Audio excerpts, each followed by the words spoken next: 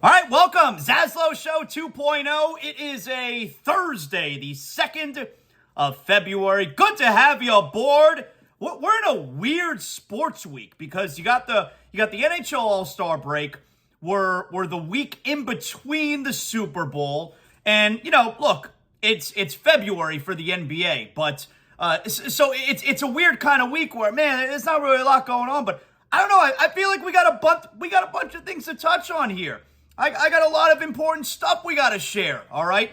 By the way, everybody knows ZASLOW Show 2.0, always presented by our title sponsor, Anidjar and Levine, accident attorneys. If you have an injury, if you were involved in an accident, you got to make sure first you call 911, then you call Anidjar and Levine. You get attorney on the phone immediately. 800-747-FREE. That's 800-747-3733. So we're going to do a bit of pro wrestling today. Like I said, first of all, we have my pro wrestling show. It's still real to me every Saturday, but we're going to mix it in a little bit today. Huge WWE SmackDown coming up tomorrow night. What's next for the Bloodline after Royal Rumble? Wrestling Inc. editor and our pal Billy Donnelly. He's going to join us coming up, so we'll talk a little bit about that with him later on in the program. Looking forward to that. He's also got a podcast, but again, one of the editors for Wrestling Inc. So we'll get Billy on the program here, and we'll do a little bit of pro wrestling. Now, today is Groundhog Day. I haven't seen the movie. I always get confused, by the way. Well, and they go through the whole bullshit. That's a real thing. Where like these guys wearing the bullshit hat and the penguin suit, and they bring out a groundhog. Of course, the movie Punxsutawney Phil. They bring out a groundhog, and if the groundhog sees its shadow, it determines whether or not there's going to be however many extra weeks of winter. I always get confused. I forget which one it is. If the groundhog sees its shadow, I believe that means there's more winter. If it doesn't see its shadow, I think that means that winter's ending early, which is what everybody wants. So the groundhog always sees its shadow. It's such a stupid exercise. You could tweet to me if I'm getting it backwards, at ZASLOW Show.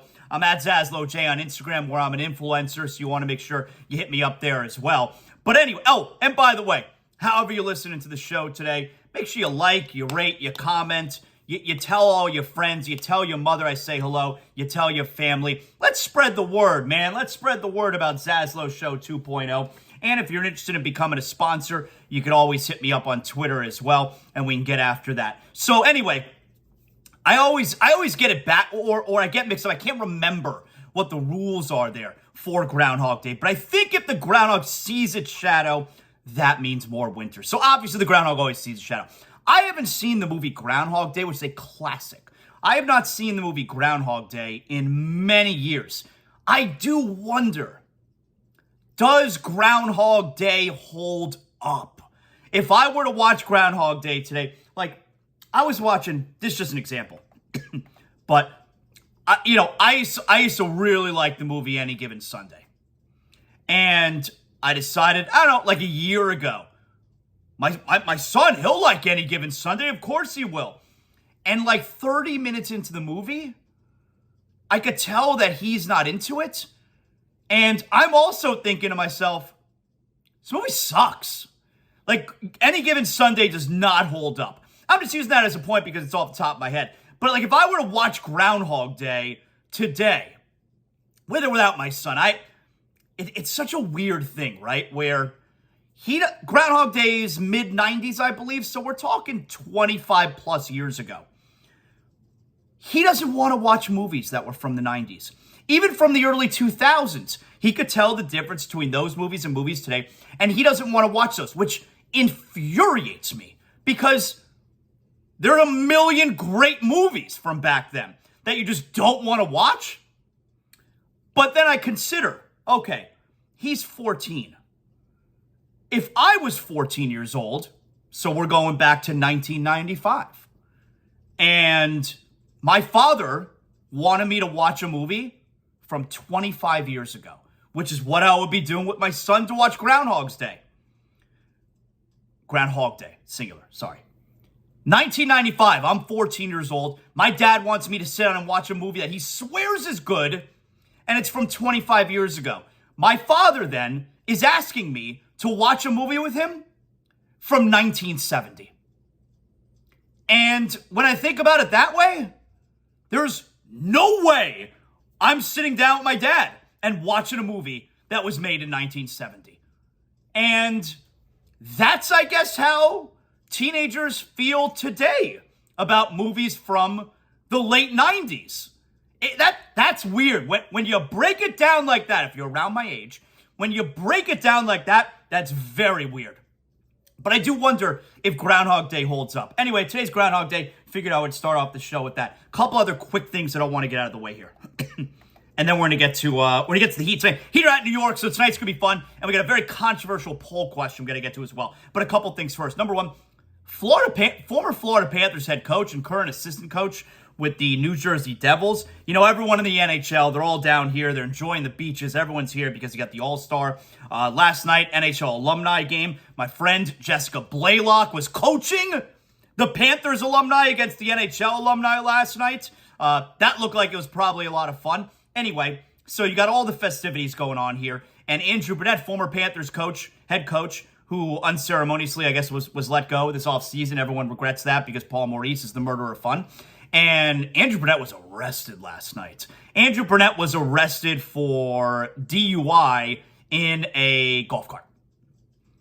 That's and apparently, you know, reading up in the Sun Sentinel there, he came out of a bar.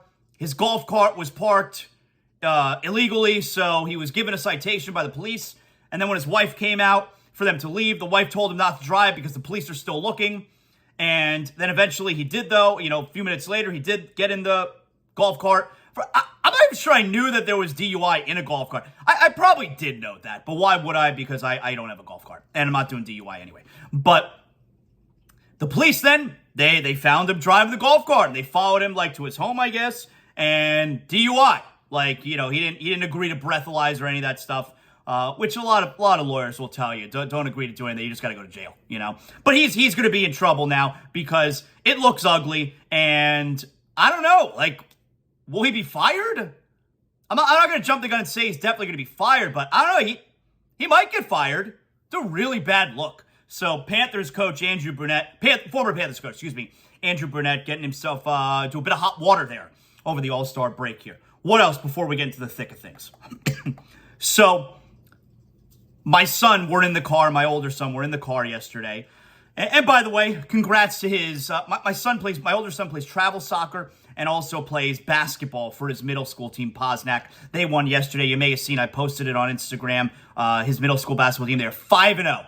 5-0, and they're smoking teams, like just smoking everyone else. So anyway, they won yesterday again. They're 5-0. My son was in the Instagram pic that they took. Very cool. So we're in the car, I believe it was yesterday, and, you know, he says, Dad, you know, LeBron, and we all know LeBron is 89 points away from breaking Kareem Abdul-Jabbar's all-time record. And my son says to me, it was either yesterday or 2 days ago, he goes, you know, LeBron now jumped into fourth all-time in assists, which is obviously amazing also, you know? And then I said to him, I go, yeah, he's got no chance of getting that record. And my son's like, why? Who's the record? I go, Stockton? But then, so I decided I had to give him a little bit of a basketball history lesson here, right? So then I pulled up the numbers. I go, let me show you how unbreakable this record is. So LeBron is fourth, and ahead of him is Chris Paul. Those are the only two active players. And then number 2 is Jason Kidd. Number 1 is John Stockton. Jason Kidd Stockton's got 15,000 some odd assists. Kidd retired at whatever number. I think he was like 13,000 something. And then you got Paul and LeBron, and they're kind of in the same range. LeBron has 10,000 some odd assists. And I showed my son. I go, LeBron is 5,000 assists behind John Stockton. So just to put into some perspective, LeBron, who's at 10,000 for his career, has been in the league for 20 years, would have to play, you know, at at the same pace, essentially, another half of his career to reach John Stockton. LeBron would have to play he'd have to get another 50% of his career assists to get to Stockton. Such an impossible record. Nobody's going to touch. I mean, look, and my son was, how did Stockton have so many? Well, first of all, Stockton was amazing. But also, Stockton had so many years where he averaged like 14, 15 assists a game, you know? So, such an unbeatable record. Stockton is so many assists ahead of LeBron and Chris Paul, too, for that matter. So anyway, that was, I had to do a little bit of basketball education in the ZASLOW mansion yesterday. The Heat tonight. The Heat are taking on the Knicks. That's always fun. As far as the standings go, here's what we're looking at right now. And the Heat, they're climbing. They're climbing those standings. The Heat are one back in the loss column right now of the Cleveland Cavaliers. And they're three back in the loss column of the Brooklyn Nets, who had an embarrassing, pitiful performance last night in Boston. Kyrie Irving, again, the leading man for Brooklyn, you got no chance. He is not a winner. Durant's got to get back soon, or they're going to drop a spot or two. So the Heat are three back in the loss column of number 4, Brooklyn. And, number 3, that seems unattainable. You're 6 back there. But 3 back of Brooklyn and 1 back of Cleveland. Now, right below the Heat, that's where things get interesting because that's the play-in spots, right? And number 7 right now is the New York Knicks.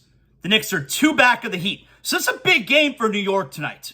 You pick up a whole game here if you beat Miami this evening, and Miami can really get themselves some distance. You would go 3 up on number 7. New York would drop into a tie with 8 and 9, which is Atlanta and Wizards, all with 26 losses. So the Heat can really get some separation if they get a win tonight. But the Heat have a backup center issue right now. So Orlando Robinson on Tuesday night broke his thumb, I guess, or tore a ligament in his thumb, one or the other. And he's going to be out for the foreseeable future, for like a month at least. The Heat only have one other big man now. Now, Omer Yurtseven is close to returning, but we're still a couple weeks away. It's probably going to be the All-Star, and we'll get to that in a second. So the only other backup centers on the roster right now are Udonis Haslem and Dwayne Dedmon.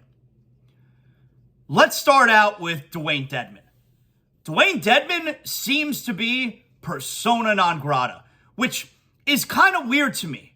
Now, they are trying to trade him. My guess is that they will trade him. But the Dedmon thing is weird to me because I said this when he got thrown out of the game and then, look, he's going to get suspended, and of course he did.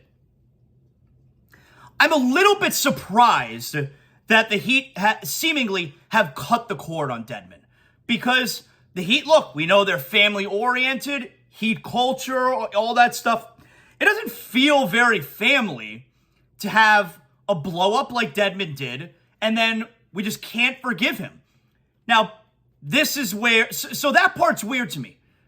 But then there's the other part where we don't know what goes on, A, behind closed doors, and B, what was actually said in that blow-up. And also, like you say, ZASLOW, Jimmy Butler had that huge blow-up. It was definitely disrespectful to Eric Spoelstra, but because Jimmy's a star, he gets to continue doing whatever he's doing. Well, number one, we don't know what Jimmy said in that spot compared to what Dedmon said. And Jimmy didn't get up and quit.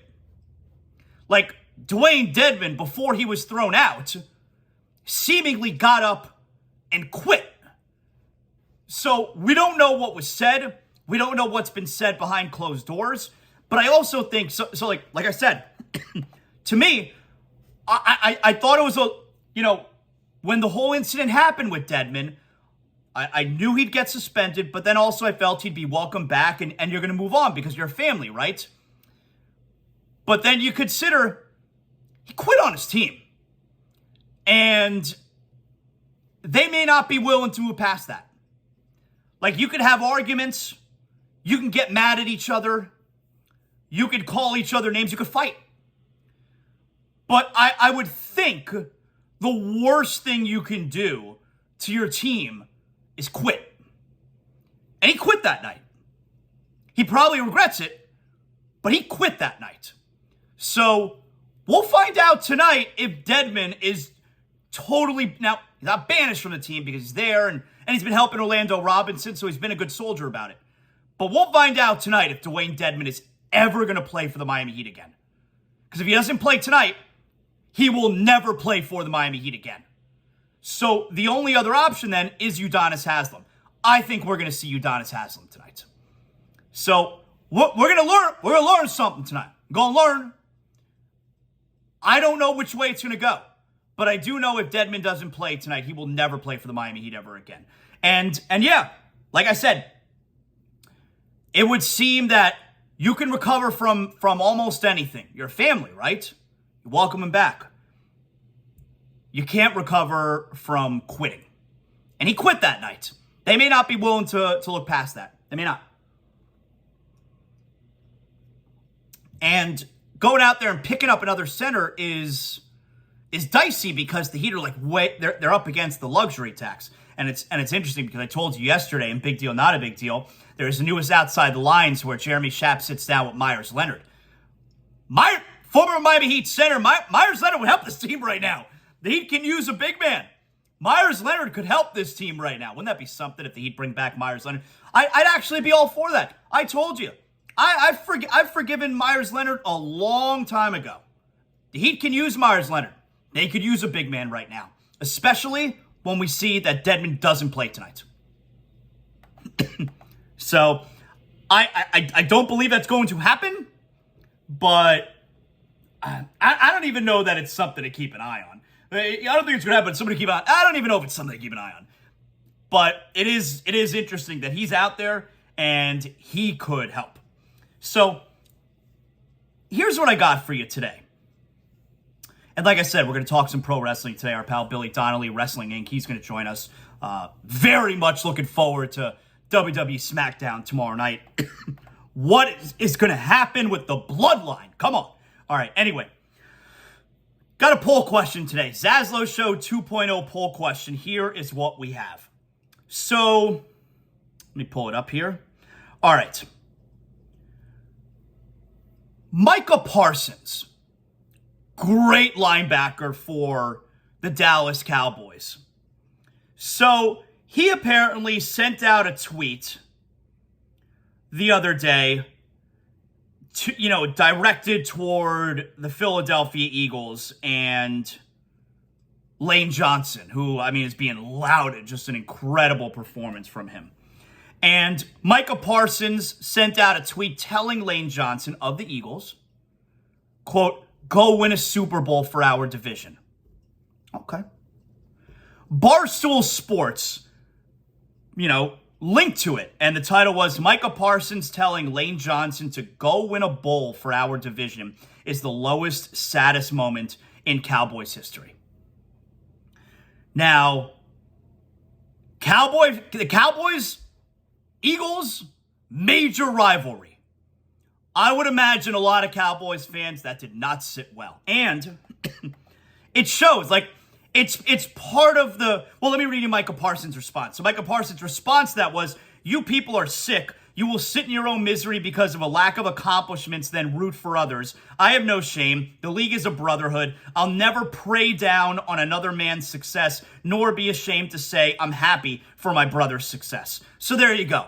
But you got to read the room a little bit, Micah Parsons.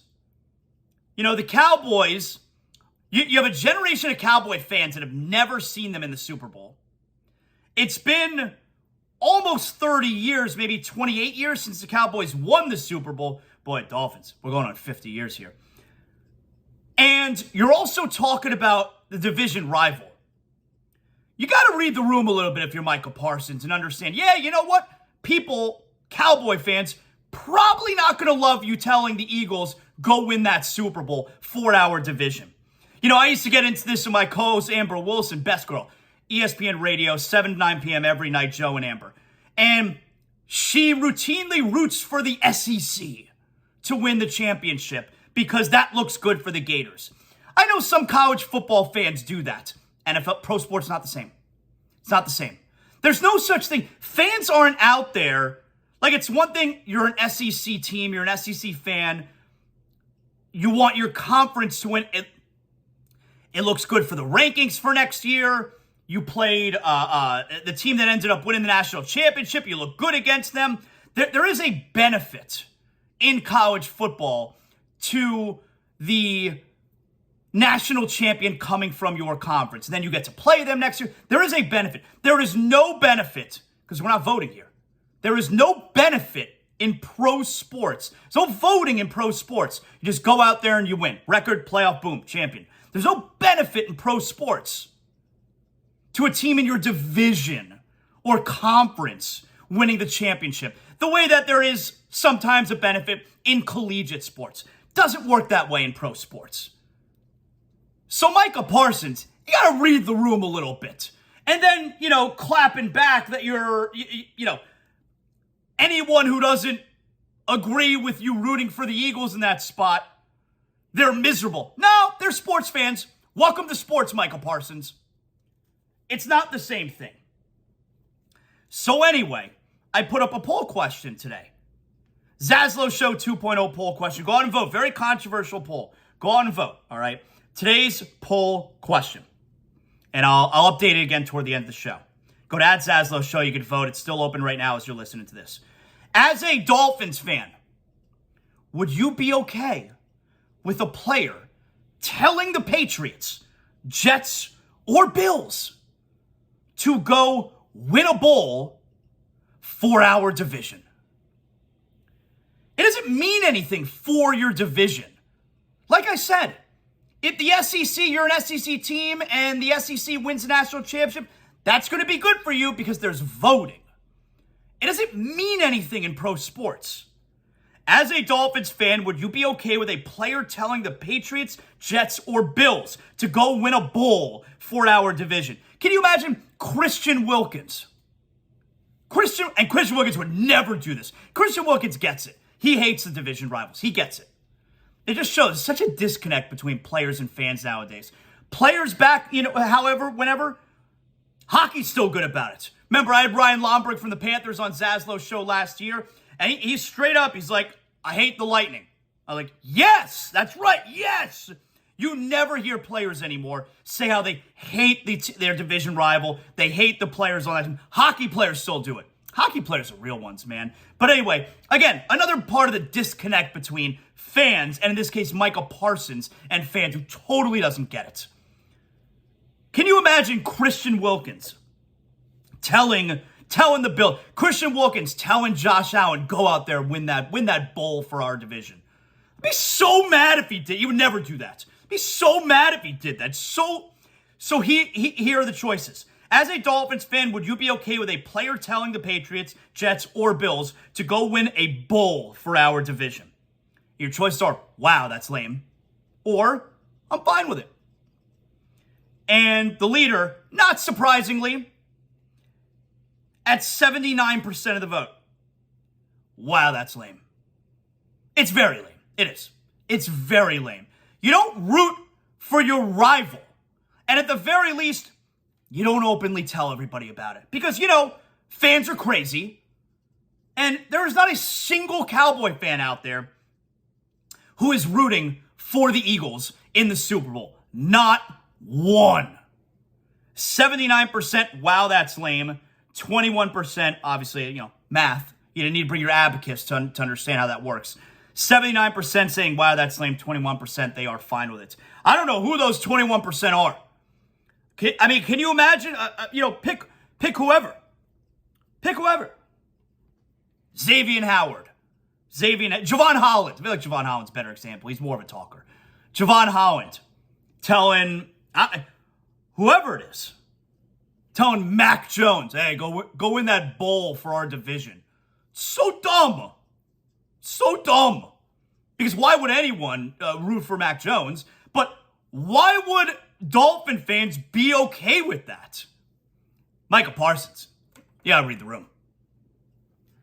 So anyway, like I said, you can hit me up on @ZASLOW Show on Twitter. Obviously, you could vote there on Twitter as well. So, I do want to get to this. The Heat are playing the Knicks tonight, and I'm very much looking forward to that. But anyway, it's Thursday night. It's TNT. TNT is revealing the All-Star reserves tonight.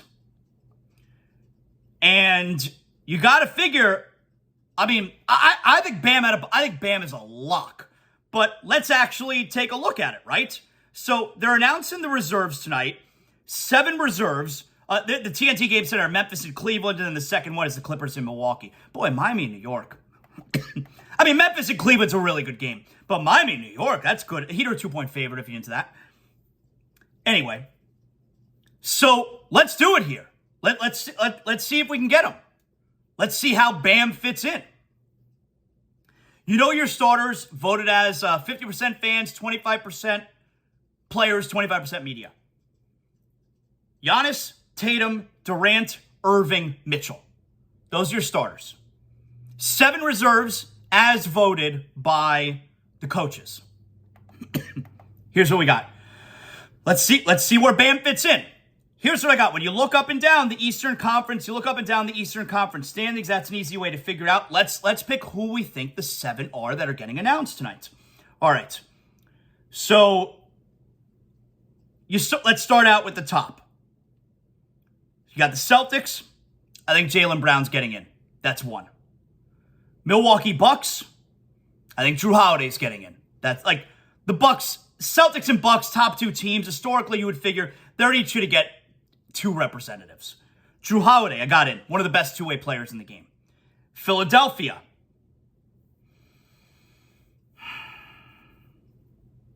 I mean, Embiid's got to be in, right?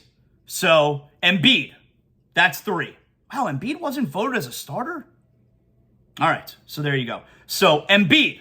That's 3. Although, has Embiid been... See, now I'm a little bit confused. Because is Durant going to be able to play in that game? All right, Embiid may already be in. So let me hold him off the side. Embiid may have been named a starter in place of Durant because Durant is probably not going to play. Let's assume Embiid is in. I'm sorry for any confusion there. Brooklyn. Brooklyn's already got the 2 guys. They've both been named starters. All right, so we're still on 2. We got Brown and we got Holiday. Does Cleveland get another guy? No, I don't believe so. Let's skip Miami for now. New York. Yeah, I think Jalen Brunson's getting in. That's 3. Atlanta. You could say Trae Young. The team stinks, and he has not had an all-star caliber season. He has not. I don't think Atlanta gets anyone. Washington, I don't think they get anyone. Indiana. I think Tyrese Halliburton's getting in. He's a very good player. That's 4. I think Halliburton's getting in, even though the Pacers are 4 games under 500. Bulls, who are not a playoff team right now. I think DeRozan's getting in. That's 5. DeRozan's having a phenomenal year. I think he gets in. Then you got Toronto. Siakam is having a great year. I think he gets in. That's 6. Got 1 more spot available, which, again, I do think Bam is a lock, but let's go through and just make sure. Orlando, nobody. Charlotte, nobody. Detroit, nobody. Got 1 more spot. It's Bam's. And by the way, I got Bam ahead of most of those guys who just named there. So here's the 7 I believe are going to be named tonight. I think Bam's a lock. And when I just ran through it for you there, how do you not agree that Bam is getting in when those are the other guys as well? I think Jaylen Brown, Pascal Siakam, Tyrese Halliburton, Jalen Brunson, DeMar DeRozan, Drew Holiday. That's my 7. Little bit of confusion with Embiid. I think Embiid is voted in based off of, replacing Kevin Durant. So there you go. I may not be right about... I think I'm right about that. I may have it mixed up, but I think I'm right about that. So... we'll find out for sure about Bam. Is he going to be named to his 2nd All-Star team? And you're saying, oh, but what about other guys? Butler's having a great year. He's missed too many games. And obviously, I love Tyler Hero, but let's be fair. You know, Tyler right now, Tyler's numbers this year, and we can look at Jimmy first. Jimmy's only played 37 games. You know, the team is played 52. It's a lot of missed games. You can't vote Jimmy. Jimmy's having a great year. 22 points, 6 rebounds, 5 assists. He shoots 52% from the floor, 84% from the free throw line. He's a great defender. He's not getting in. He's missed too many games. Bam, 21.5 points, 10 rebounds, 3 assists, shoots 54% overall, 79% from the line. One of the best defenders in the league. I think he is a lock. And then you got Tyler Hero, who has missed, he's missed a dozen games. A lot. Bam's only missed 5 games. A good job out of him. Tyler, 20 points per game, 6 rebounds, 4.5 assists. He shoots 44% overall, 37% from 3. He's having a good year. Not great. Tyler's having a good year. Having a good year. Not an all-star. Bam's a lock. And if you want to look at the like the non-All-Stars, Kyle Lowry leads in voting for non-All-Stars. Bam's going to get in. He's going to be named to his second All-Star game tonight. Good for him. That'll be fun. We'll be able to talk about it tomorrow. So there you go. So Heat tonight, Heat and Knicks at 7:30. The Heat looking to gain some ground on the teams below them. You would go 3 up on the teams back there in the play-in scenario, and you would continue to gain ground against Cleveland and potentially Brooklyn. And we'll get to Brooklyn coming up with big deal or not a big deal. Hey, I got to tell you guys, I've been telling you for a while now, love all my sponsors. Doctors on Call 365 has been with us since near the beginning. And I love Doctors on Call 365 because, man, if you're ever sick, you know how not even how inconvenient it is, but you're miserable. So if you're miserable, if you're sick, if you have a fever, shouldn't we make things as easy as possible for you? Well, Doctors on Call 365 does that. Doctors on Call 365 is South Florida's urgent care that comes to you. I'm sick. I'm in bed. I got a 102-degree fever. I want the doctor to come to me. If I call and try and make an appointment, they're not going to be able to see me for a month. If I go to the emergency room, I'm going to wait there for hours. And then my copay is going to be more than I'm going to pay for Doctors on Call 365 to come and treat me wherever I am. Comfort of my home, my office, wherever I am.